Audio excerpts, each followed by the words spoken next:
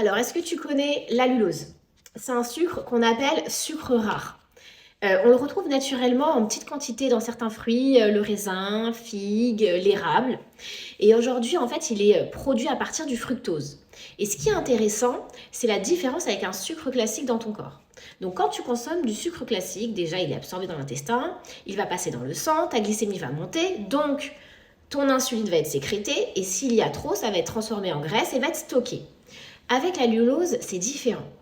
Ton corps le reconnaît, mais il l'utilise très peu. Donc, peu d'impact sur la glycémie.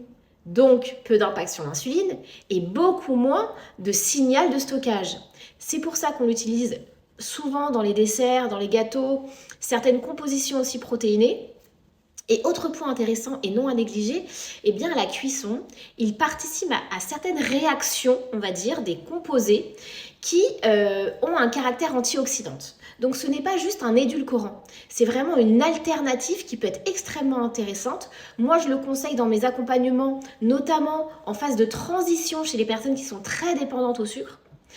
On n'oublie pas que l'objectif reste toujours le même. On réduit le sucre quand ce n'est pas nécessaire.